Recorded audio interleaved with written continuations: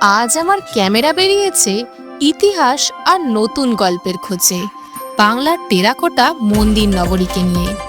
Terracotta মন্দির মানে যেটা আপনি ভাবছেন এই জায়গাটা ঠিক সেটার মতো নয়। স্থাপত্য এখানে শুধু গঠন নয়, সময়ের ভাষা। দেওয়ালের গায়ে খোদাই হয়ে আছে রাজকীয় ইতিহাস আর শিল্পের ধৈর্য। হাজার বছরের পুরনো দুর্গাপুজোর ধারায় আজও বেঁচে থাকে বিশ্বাস। টেরাকোটার মন্দিরগুলো নীরবে পাহারা দেয় অতীতের স্মৃতি। এখানে হাঁটলে মনে হয় ইতিহাস এখনো শেষ হয়ে যায়নি। দিন গড়িয়ে বিকেল, পোড়ামাটির হাটে মাটির গন্ধের সাথে মিশে যায় মানুষের হাতের ছোঁয়া। আর সেই ভিড়ের মাঝেই হঠাৎ ভেসে আসে বাউলের সুর, যেন গানেই লুকিয়ে আছে এই মাটির প্রাণ। স্থাপত্য, বিশ্বাস, সুর আর শিল্প, এটাই হলো বিষ্ণুপুর। ওয়েলকাম টু ভবঘুরে মন।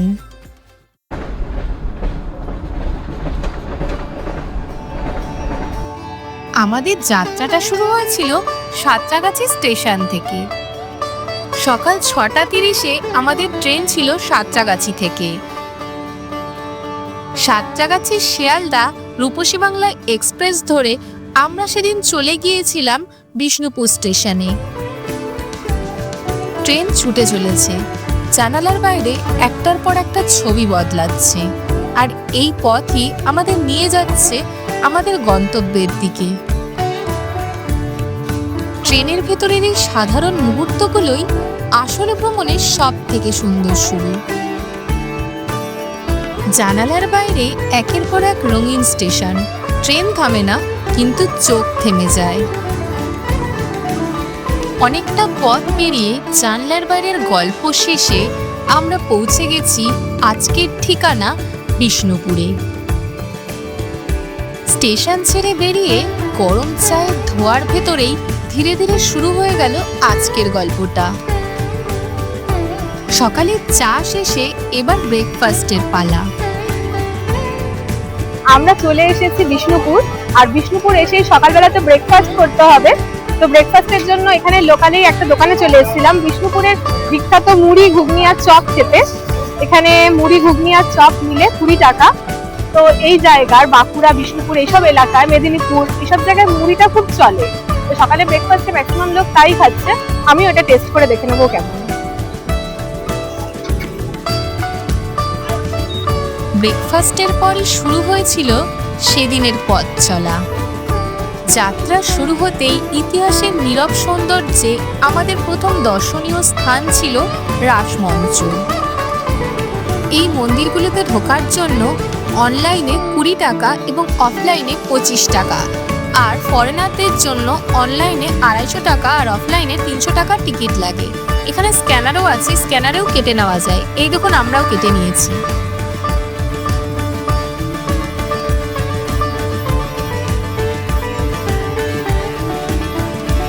পশ্চিমবঙ্গের বাঁকুড়া জেলার মন্দির নগরী বিষ্ণুপুর থেকে আপনাকে স্বাগত জানাতে চলেছি।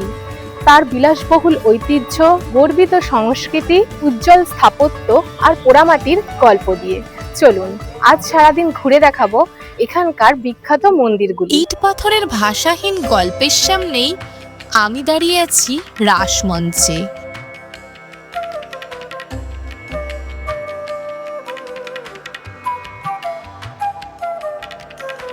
এই হলো রাসমঞ্চ। মল্লরাজ বীর হাম্বির 1600 খ্রিস্টাব্দে এটি প্রতিষ্ঠা করে। এটা অনেকটা পুরনো, কিন্তু এখানকার যে আর্কিটেকচার, এটা সাথে মনে হয় অনেক আধুনিক ছিল। আমি এখানে শুনলাম যে এই ওপরে যে একটা ইট রয়েছে মিডিলে, পুরো স্ট্রাকচারটার মধ্যে যে একটা মিডিলে ইট রয়েছে, এটা নাকি এমনভাবে তৈরি যে ওই ইটটা যদি খুলে যায় তাহলে পুরো স্ট্রাকচারটা ভেঙে পড়বে। ইটের গায়ের এই সূক্ষ্ম নকশা নীরবে বলে যায় শিল্পের গল্প। রাস উৎসবের সময় 1600 থেকে 1932 সাল পর্যন্ত এখানে রাসের সময় পুরো বিষ্ণুপুর শহরে যত রাধাকৃষ্ণের বিগ্রহ ছিল সব এখানে নিয়ে আসা হতো। আজ আর রাস উৎসব এখানে পালিত হয়। এই স্থানে স্তরে স্তরে গড়া অনন্য স্থাপত্য, আর চারপাশে সূক্ষ্ম টেরাকোটার কাজ। এটি একটি কেন্দ্রীয় উঁচু কাঠামো। চৌকো বেসের ওপর গড়া এই নকশায় ভারসাম্য ও জ্যামিতিক পরিকল্পনা স্পষ্ট।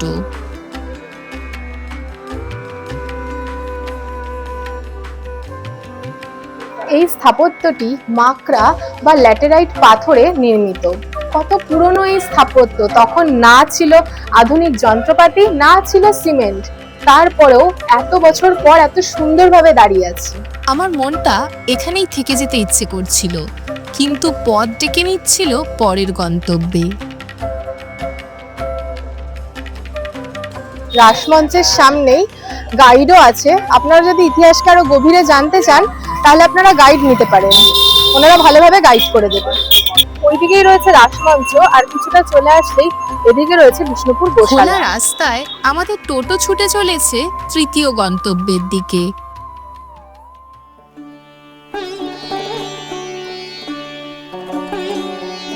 এই হলো সেই বিখ্যাত দলমাদন কামান, যেটি গোপাল সিংহের নির্দেশে 1742 সালে 1 লাখ টাকার কিছু বেশি দিয়ে তৈরি করা হয়েছিল।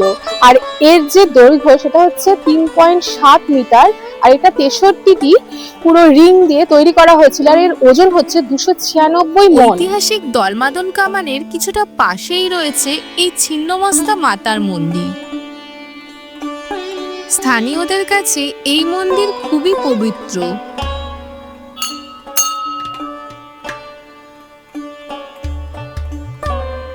আমি এখন দাঁড়িয়ে আছি বিষ্ণুপুর মিউজিয়ামের সামনে।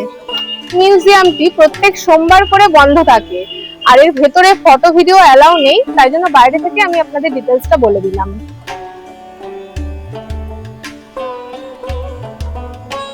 পেছনে দেখা যাচ্ছে যে স্থাপত্যটি, এটি হচ্ছে গুমঘর। এটা নিয়ে দু রকমের মতবাদ প্রচলিত আছে।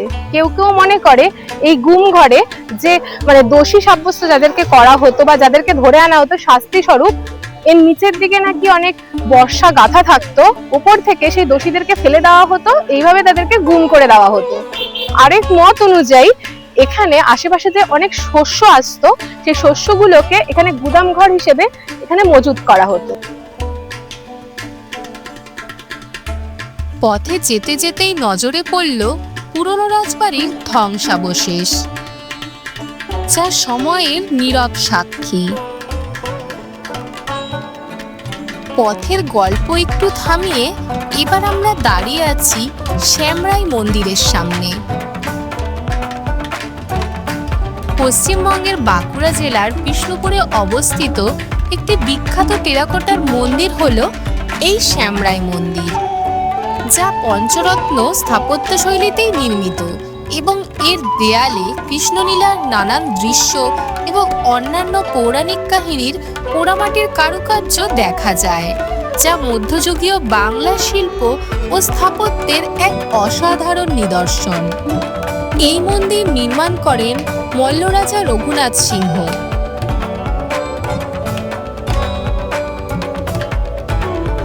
দাঁড়িয়ে আছি শ্যামরাই মন্দিরের সামনে। এই মন্দিরের উপর দিকটায় ওঠা যায় না, এখানে চেন দেওয়া আছে। মন্দিরটা স্থাপত্যটা বাঁচানোর জন্যই এই প্রচেষ্টা। আর এই যে মন্দিরটা, এটা স্থাপিত হয়েছিল 1643 খ্রিস্টাব্দে।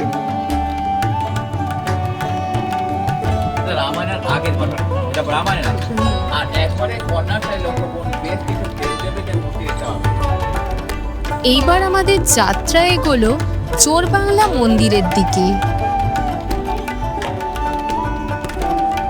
1655 সালে রাজা রঘুনাথ সিংহ দ্বারা এই মন্দির স্থাপন করা হয়েছিল। এটা হলো চোরবাংলা মন্দির। এখানে দুটো মন্দির একত্রে রাখা রয়েছে, যা কুড়ে ঘরের মতন আকৃতি, দোচালা বিশিষ্ট। আর এই যে মন্দিরটা, এর পুরো দেয়ালগুলোতে রামায়ণ মহাভারতের বিভিন্ন কাহিনীকে তুলে ধরা হয়েছে। এই মন্দিরের ইষ্ট দেবতা ছিল ভগবান কৃষ্ণ, যাকে কেষ্ট রায় হিসেবে পূজা করা হতো, কিন্তু এখন এটা সংরক্ষিত, এখানে আর পূজা হয় না।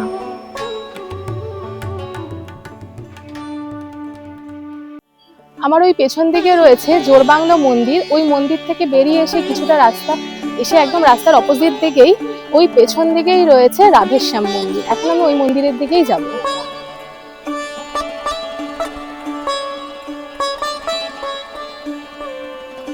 এই মন্দিরটি বিষ্ণুপুরের টেরাকোটা স্থাপত্যের এক অনন্য উদাহরণ।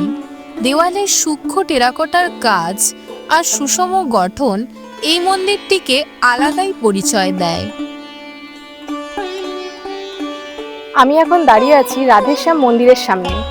1758 সালে মল্ল রাজা চৈতন্য সিংহ দ্বারা প্রতিষ্ঠা করা হয়েছিল। যেহেতু মল্ল রাজাদের বেশিরভাগই ছিল বৈষ্ণব ধর্মাবলম্বী, সেই জন্য এখানেও তুলসী মঞ্চ দেখতে পাওয়া যায়। আর এই মন্দির নগরী বিষ্ণুপুরে অনেক মন্দির আছে, যেগুলো আমরা দেখবো। প্রায় 17-18টা মতন মন্দির দেখানো হয় ট্যুরিস্টদের। তার মধ্যে 2টো মন্দিরে ভগবানের পূজা আজও হয়। এমনই হলো এই রাধেশ্যাম মন্দির। এখানে এখনো ভগবানের মূর্তি রয়েছে ভেতরে, যা নিত্য পূজা করা হয়। এইখানকার নিত্য পুজোয় ধূপ আর ধোঁয়ার সাথে ভক্তির আবেগ মিশে থাকে। এই মন্দিরে নেই কোনো আড়ম্বর, আছে শুধুই ভক্তি।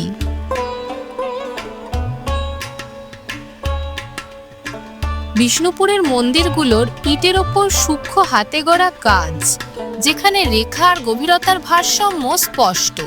সময়ের সাথে রং ম্লান হলেও শিল্পীর শিল্প আজও জীবন্ত। এই হলো রাধেশ্যাম মন্দির। রাস্তার ঠিক ওই পারেই রয়েছে মৃন্ময়ী মায়ের মন্দির। এখন আমরা ওদিকেই যাব। 10ম শতাব্দীতে মল্লরাজা জগৎ মল্ল দ্বারা এই মন্দির প্রতিষ্ঠিত হয়েছিল। এখানকার দুর্গাপূজা বাংলার প্রাচীনতম দুর্গাপুজো।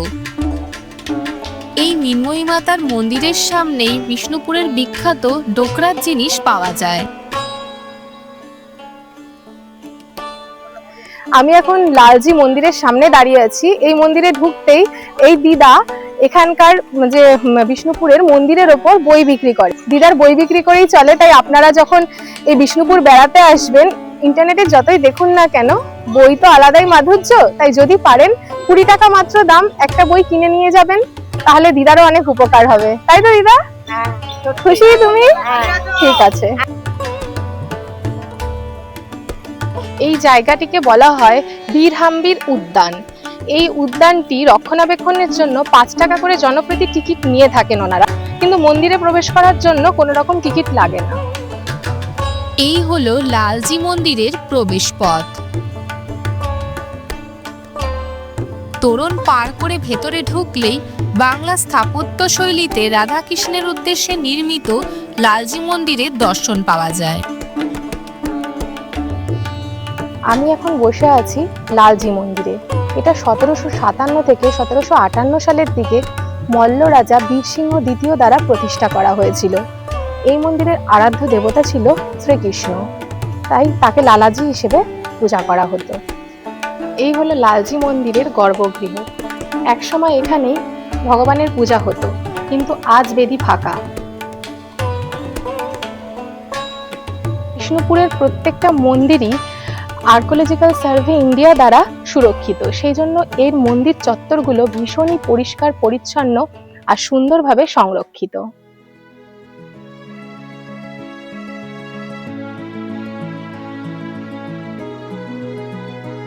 আমি এখন যে জায়গাটিতে দাঁড়িয়ে আছি, এটাকে শহরে ঢোকার প্রবেশপথ হিসেবেও বলা হয়। এই যে তোরণটি, এটা অনেকটা বড়। তারপর সামনে এগিয়ে গেলে আরেকটা ছোট তোরণ রয়েছে, যেটা এটার সাথে সংযুক্ত। মনে করা হয় রাজা বীরসিংহ দ্বিতীয় সপ্তদশ শতকের দিকে এই তোরণটি তৈরি করেছিলেন।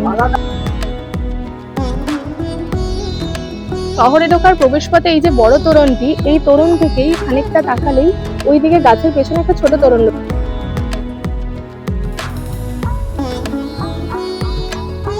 বিষ্ণুপুরে এসে আমি ভাই রাহুলের সাথেই পুরো শহরটা ঘুরে দেখেছিলাম।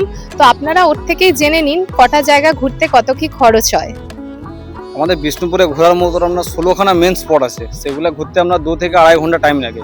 পর আমাদের এখানে রেট আছে আপনার ঘন্টায় 200 টাকা করে। আপনি য ঘন্টা টোটো বুক করে রাখবেন তো ঘন্টা 200 করে টাকা কাউন্ট হবে। সেটা আপনার একটা টোটোতে 5 জন ক্যাপাসিটি। 5 জনের ক্ষেত্রেও একই রেট, 2 জনের ক্ষেত্রেও একই রেট। ফোন নাম্বারটা বলে দাও। 9382959343। ঠিক আছে। আচ্ছা, আপনারা যদি কেউ এসে এখানে ঘুরতে চান তো ওকে বুক করে আসতে পারেন। এই ভাই খুবই ভালো, ওর অনেক পেশেন্স আছে, কোথাও তাড়াহুড়ো করছে না, ভালোভাবে ঘুরিয়ে দেখাচ্ছে আর আমাদের গাইডও করছে। একটার পর একটা গল্প পেরিয়ে এইবারের যাত্রা এগোচ্ছে মদনমোহন মন্দিরের দিকে। আমি এখন দাঁড়িয়ে আছি বিষ্ণুপুরের অন্যতম প্রাচীন মন্দির মদনমোহন মন্দিরের সামনে। এই মন্দিরটা 1694 সালে রাজা দুর্জন দেব সিংহ দ্বারা প্রতিষ্ঠা করা হয়েছিল। আর এই মন্দিরের আরাধ্য দেবতা রাধাকৃষ্ণ। এখনো এই মন্দিরে পুজো করা হয়। এইসব দেয়ালের সূক্ষ্ম কাজে ধর্মীয় দৃশ্য আর নকশাচ্ছন্দ ধরা আছে। এরপর ছিল একটু ব্রেক। আমরা চলেছিলাম দুপুরবেলা লাঞ্চ করার জন্য। বিষ্ণুপুরে ঘুরতে এসে আমরা দুপুরে খাবার খাওয়ার জন্য মোনালিসা রেস্টুরেন্টে এসেছিলাম। এখানে আমি শুনেছি দুপুরবেলার লাঞ্চটা খুব ভালো পাওয়া যায়, পুরো ঘরোয়া হয়, আর শালপাতায় একদম বাঁকুড়ার যে স্পেশাল শালপাতা সেখানেই পরিবেশন করা হয়। তো এটা হচ্ছে ভেজ থালি। ভেজ থালিটার দাম না 120 টাকা, যেখানে স্পেশাল হচ্ছে পোস্তর বড়া। তো খেয়ে দেখি এখানকার খাবারের কেমন টেস্ট। আমি শুনেছি খুব ভালো হবে। এটা একটা মিক্সড ভেজ রয়েছে, সত্যি খাবারটা খুব ভালো। বিষ্ণুপুর মানেই টেরাকোটা জিনিসের সাথে সাথে এখানকার বালুচুরি, স্বর্ণচুরি, শাড়ি যা জগৎ বিখ্যাত। তো আমি এখানে ছিন্নমস্তা মন্দিরের পাশেই অনুভব শাড়ি সেন্টার, যেখানে শাড়ি তৈরি হচ্ছে তাদের নিজস্ব তাঁতে, সেখানেই চলে এসেছি দেখার জন্য। এই শিল্পের উৎপত্তি 18 শতকে বালুচর অর্থাৎ মুর্শিদাবাদে হয়েছিল। 19 শতকে বন্যার পর এই শিল্প বিষ্ণুপুরে স্থানান্তরিত হয়। এখানে মল্ল শাসকদের অধীনে এটির বিকাশ ঘটে।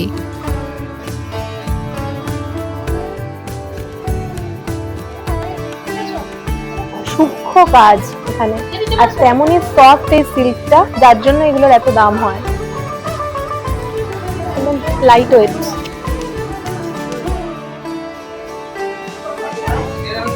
এটা 9800 টাকা দাম। আচ্ছা, আর স্বর্ণচুরি? আচ্ছা, 3000। এটা কি আছে? আচ্ছা, আর ওই যে ওইদিকে যে লালটা রয়েছে ওটা কি? বালুচুরি। আচ্ছা, ওটার কত প্রাইস আছে? 1800।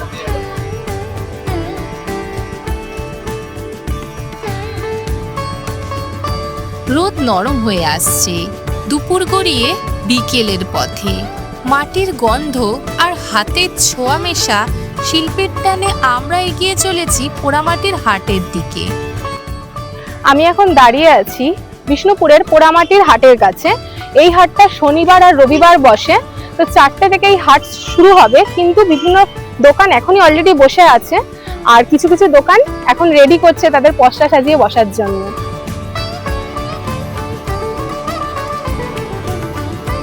বিষ্ণুপুর মানেই হচ্ছে পোড়ামাটির জিনিস। তো আমি এই হাটে এসে এক জেঠুর কাছ থেকে কিছু পোড়ামাটির জিনিসের দাম জেনে নিচ্ছিলাম। এই যেমন এখানে একটা কেটলি রয়েছে চা রাখার। কত এটার দাম জেঠু? 250। আর এই কাপগুলো? হ্যাঁ, পিস তো? আচ্ছা, বা বেশ সুন্দর। যেমন এটা বেশ দারুণ লেগেছে আমার। এই পোড়ামাটির হাটে আমি এইখানকার যে বিখ্যাত পোড়ামাটির জিনিস, তার মধ্যে ঘোড়া, বিভিন্ন ধরনের মাটির জিনিস রয়েছে, সেগুলো দেখছিলাম। তো আমি শুনেছি এখানকার যে পোড়ামাটির ঘোড়াগুলো হয় সেগুলো বিভিন্ন নাম হয়। তো আমি দিদির কাছ থেকে জেনে নেব। দিদি, এই পোড়ামাটির ঘোড়াগুলোর কোনটার কি নাম আছে আমাকে যদি একটু তুমি বলো। আচ্ছা, দাঁড়াও। এই যে এই ঘোড়াটা, এটাকে বলছে কথাকলি ঘোড়া। কি দারুণ না? কত করে দাম দিদি এগুলোর? 150 টাকা জোড়া। রিজনেবল প্রাইসও আছে, বেশ সুন্দর, ঘর সাজানোর জন্য দারুণ লাগবে। আর এই যে এইগুলো নরমাল, দাও আমার হাতে দাও। ও আচ্ছা। আর এই যে ঘোড়াটা রয়েছে, এই ঘোড়াটার নাম বেলকড়ি ঘোড়া। আচ্ছা, এটা আচ্ছা, এই যে মাথায় মুকুটটা দেখছেন, এটার বিশেষত্ব, এটা বিষ্ণুপুরে যে রাজাদের ঘোড়া, সেই ঘোড়ার আদলে তৈরি বেলকড়ি ঘোড়া। আর এগুলোর কত দাম? আচ্ছা, এটা 130 টাকা জোড়া। রাজকীয় ব্যাপার, তাই দামটাও বেশি।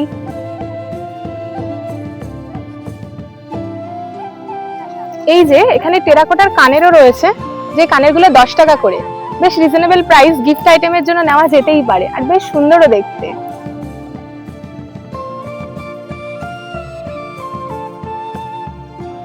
এই হাটে শুধু পোড়ামাটির শিল্পই ছিল না, হাওয়ার সাথে ভেসে আসছিল বাউলের সুর। কারো মনে যদি আমি নিয়ে থাকি ব্যথা, ক্ষমা চাই তার কাছে।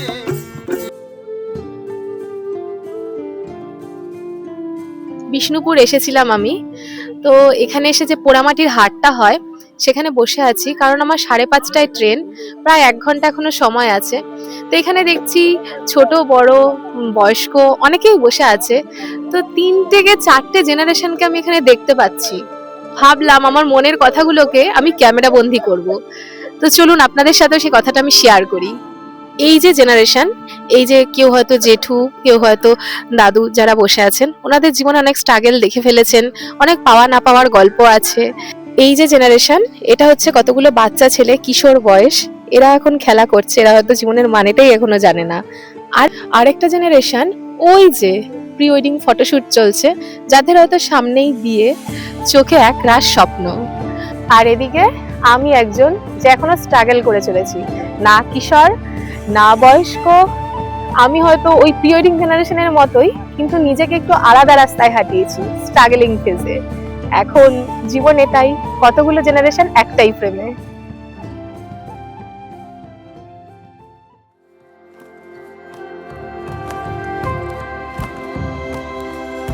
পোড়ামাটির হাটে এসেছি, আর এখানে অনেক খাবারের দোকানও রয়েছে। তো কিছু খাবার না ট্রাই করে দেখলে হয়? আমি একটা ইউনিক জিনিস এখানে দেখতে পেলাম। কলকাতায় তো ভেলপুরি মানে আমরা মুড়ি জাতীয় কিছু জানি, আর এখানে ভেলপুরি লেখা রয়েছে, আর সেই ভেলপুরি হচ্ছে এটা।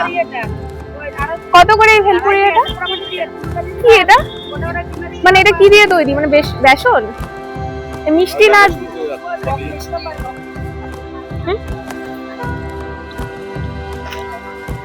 এটা একটু টক মিষ্টি টেস্ট, আর ময়দার কোটিং, ইউনিক একদম।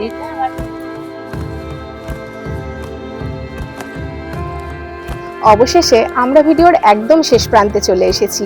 যদি ভিডিওটি আপনাদের ভালো লেগে থাকে তাহলে please like, comment, share, hype করে আমার চ্যানেলের পাশে থাকবেন, আর চ্যানেলটি সাবস্ক্রাইব করতে একদম ভুলবেন না। দেখা হচ্ছে পরবর্তী কোনো সিনেম্যাটিক ভিডিওর সাথে। ততক্ষণ পর্যন্ত সুস্থ থাকবেন, ভালো থাকবেন।